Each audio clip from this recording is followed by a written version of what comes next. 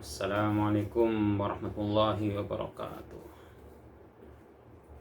Selamat pagi guys, waktu jeda. Sarapan dulu guys sebelum beraktivitas. Semoga kita semua dilancarkan pekerjaannya dan semoga mendapatkan rezeki yang halal, berkah dan barokah. Sarapannya roti guys, sama telur.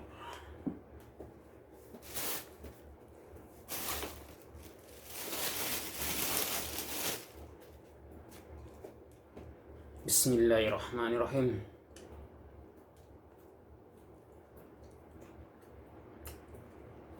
Kalau di kampung enak guys sarapan guys.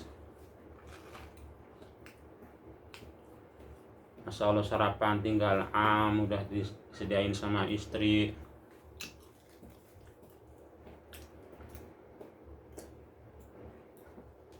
Alhamdulillah. Terima kasih istriku.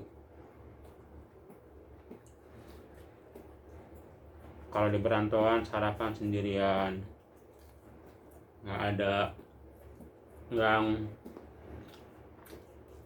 nyediain, harus bikin sendiri.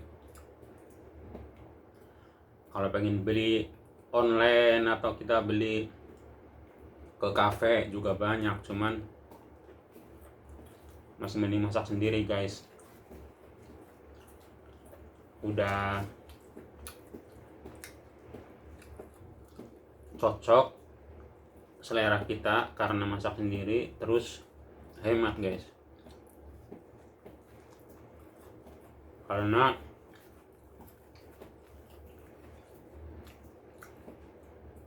makanan di luar bisa dikatakan mahal guys, sedangkan gaji di Saudi Arabia kan kalau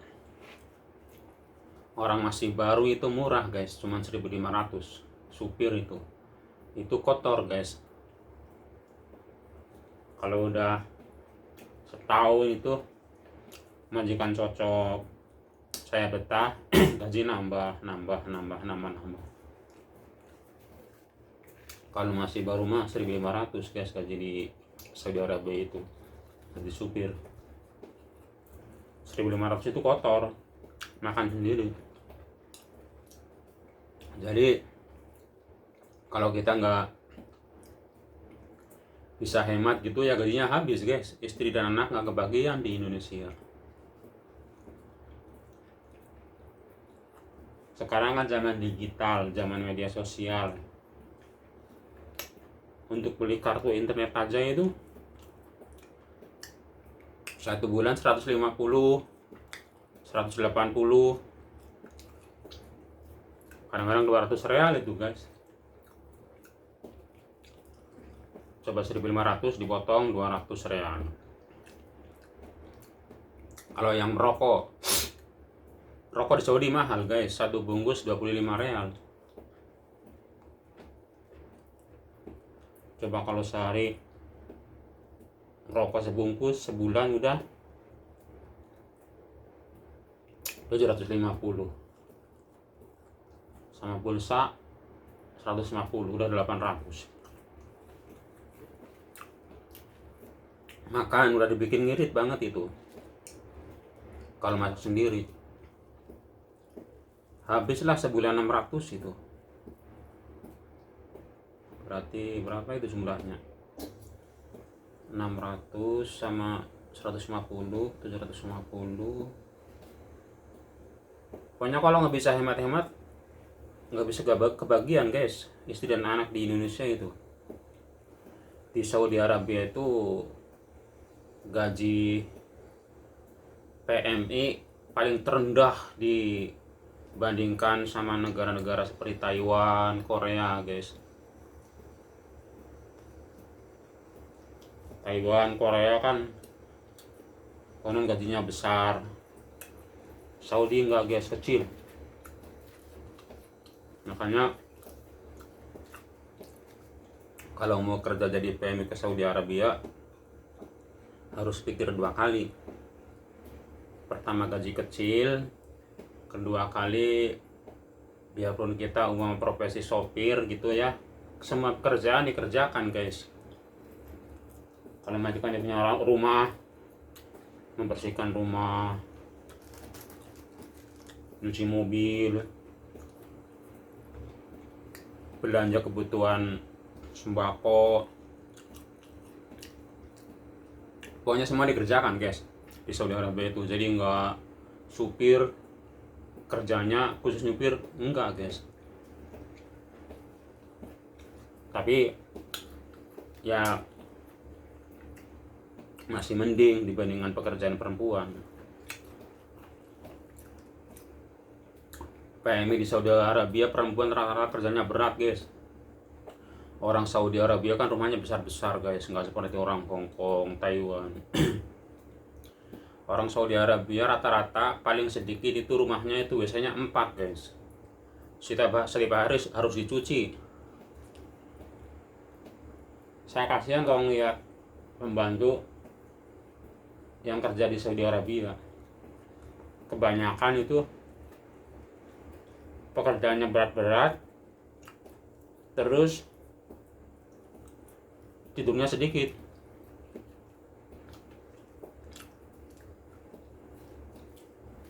Karena rata-rata, nggak semua sih, orang Saudi Arabia yang punya pembantu rumah tangga itu punya anak kecil guys. Kebanyakan itu istilahnya kan, orang Saudi itu kalau punya anak itu udah diserahin sama pembantu, nggak tahu menau, dari mulai mandi, ganti baju, ganti pampres, makan, itu semua urusan pembantu.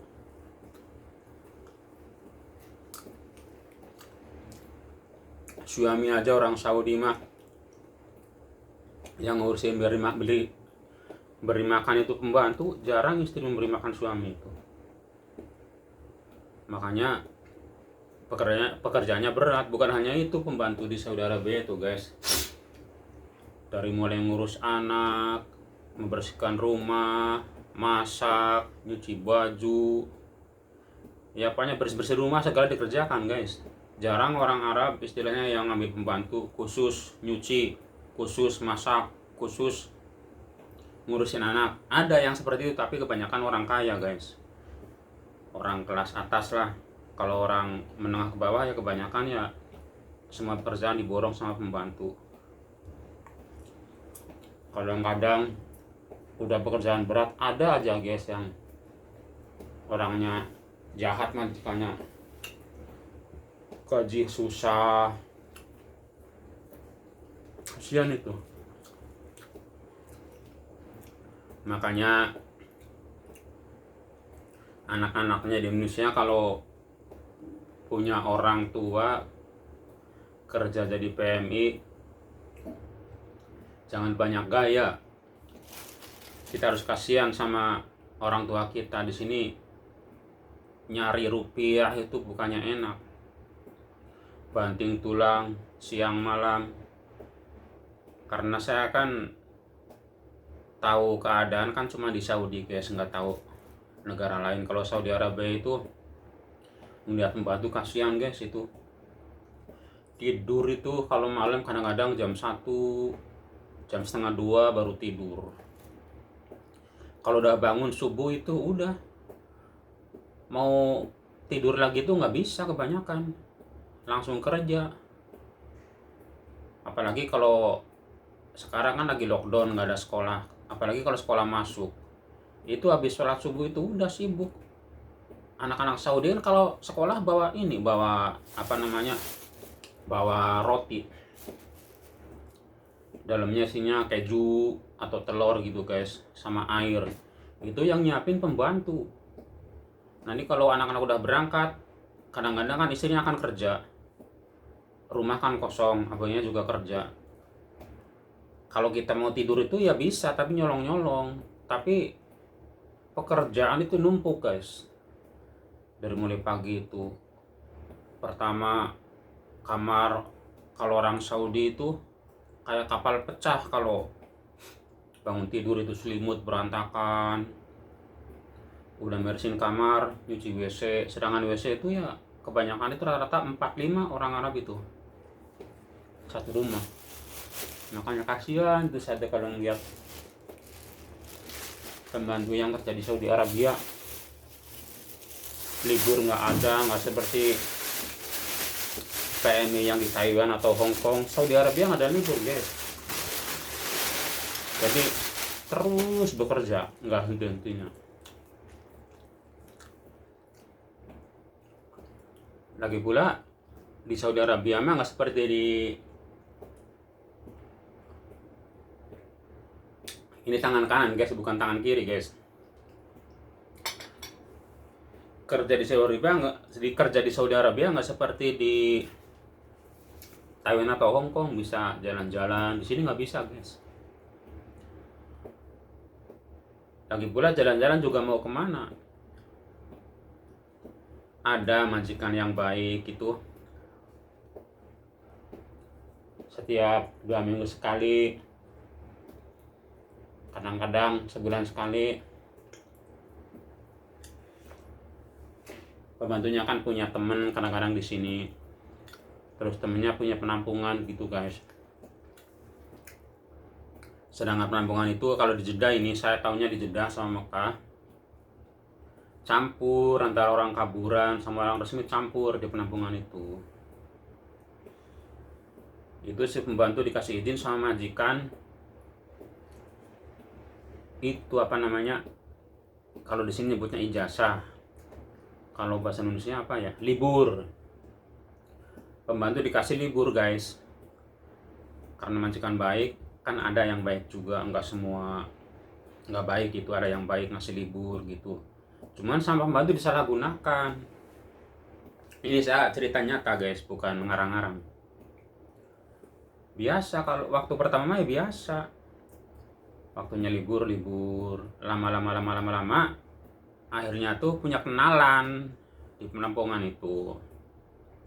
Nggak tahu kenalannya orang kaburan atau orang resmi kan nggak tahu, walau alam. Saya sendiri kan nggak nanya, saya nggak mau tahu urusan orang. Ngurusin badan sendiri aja masih belum bisa, urusan orang lain saya nggak mau ikut campur. Cuman saya ngelihat kenyataannya aja, majikannya baik, bisa libur, pas libur pacaran. Akhirnya ya kayak gitu, pacaran di penampungan, lama jadian, akhirnya nikah di sini.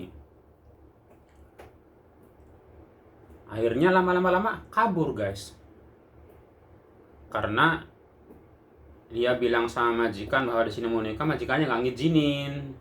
Akhirnya kabur. Itulah guys manusia. Kalau dikasih majikan yang rewel, nggak ngasih libur, ngomel-ngomel, kerja nggak ada henti-hentinya. Dikasih libur malah disalahgunakan. Akhirnya begitu, kabur. Makanya di Jeddah Mekah itu banyak penampungan guys. Penampungan itu jadi rumah kontrakan. Kalau di Indonesia itu gimana ya, di sini kan ada rumah, apa namanya itu, namanya apa sih ya, aduh,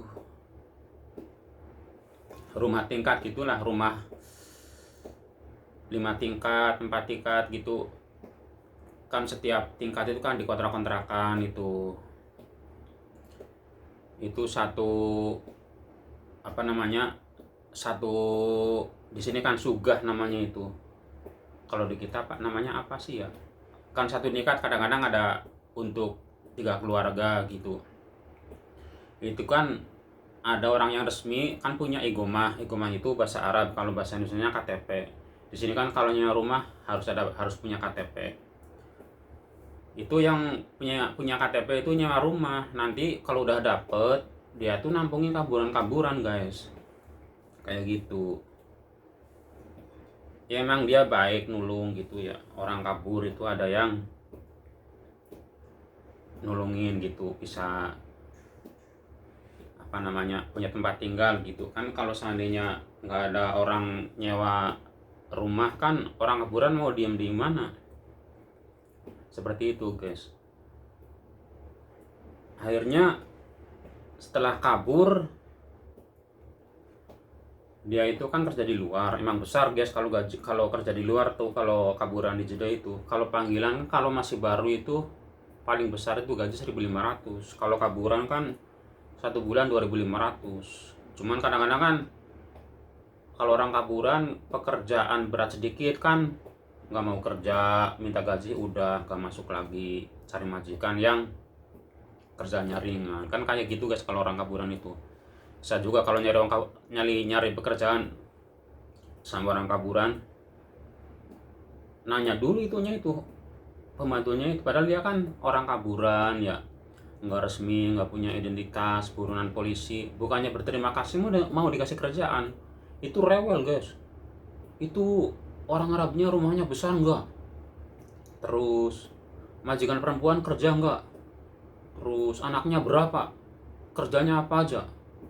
Jadi aduh, gimana ya, orang mau niat kerja kan, kerjaan apa saja kan udah tahu di Saudi itu namanya pembantu, semua pekerjaan dikerjakan sama pembantu. Jarang lah satu pembantu cuman khusus bersih-bersih, satu pembantu cuman khusus masak, ada tapi jarang guys, jarang. Itu kalau dikasih kerjaan itu banyak nanya, itu kayak ini aja, kayak petugas sensus nanya-nanya anaknya berapa, besar apa kecil, kayak gitu. Jadi kan udah bisa dikatakan itu orang males, pengen gaji besar tapi kerjanya ringan. Makanya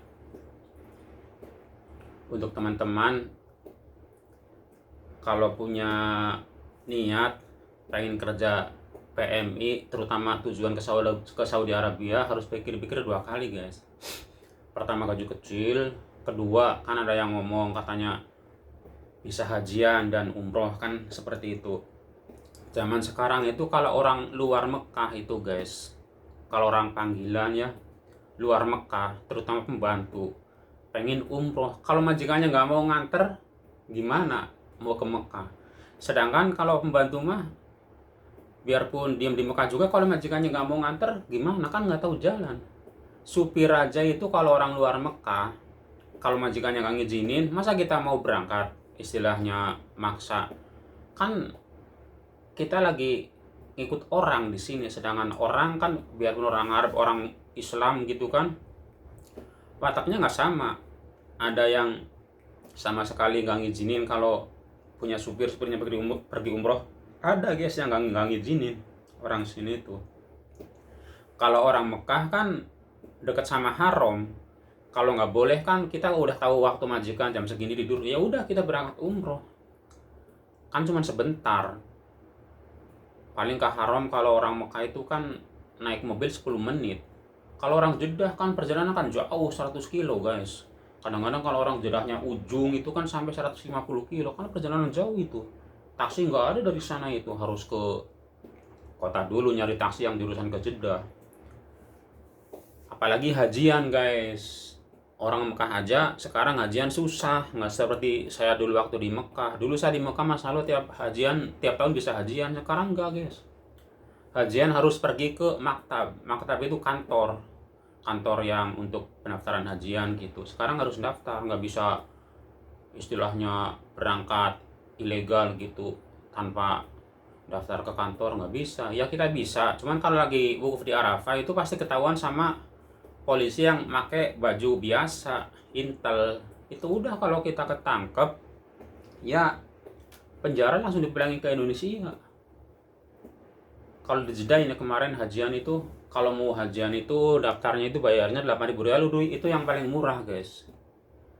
Tuh makanya orang kerja di Saudi Arabia itu ada yang ngomong pengen menjalankan ibadah haji gitu, mungkin kalau majikannya baik ya mungkin dihajikan, itu juga mungkin nggak bakalan mau bayarin majikan 8.000 rial itu kan.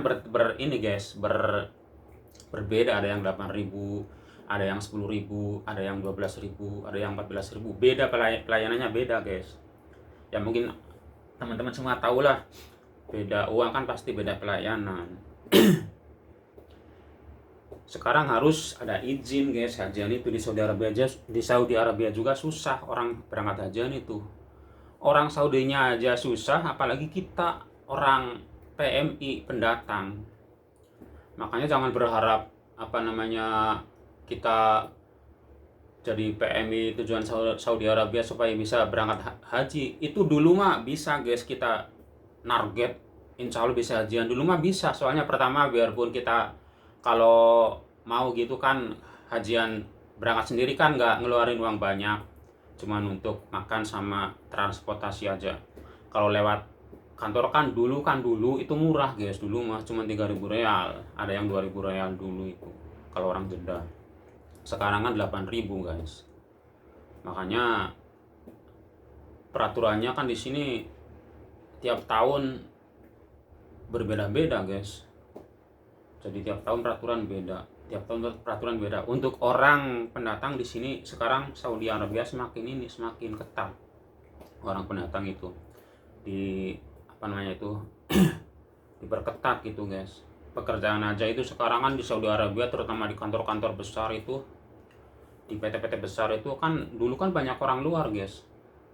Sekarang mah orang luar dipulangin semua guys, posisinya diganti harus orang Saudi. Kalau orang Saudi bisa mengerjakan itu, terkecuali orang Saudi nggak ada yang bisa, mungkin ya orang luar tenaga skill gitu guys. Saudi Arabia sekarang kayak gitu guys, ketat, Masya Allah ketat. Saya cuma bisa mendoakan semoga teman semua yang di Indonesia, terutama yang jadi PMI, semoga mendapatkan pekerjaan yang ringan, majikannya baik, gaji lancar, dapat bonus banyak. Semoga cita-cita dan keinginannya tercapai guys, amin. Sekian dulu video kecil dari saya guys. Bila mana ada kekurangan dan kesalahan minta maaf yang sebesar-besarnya. Wassalamualaikum warahmatullahi wabarakatuh.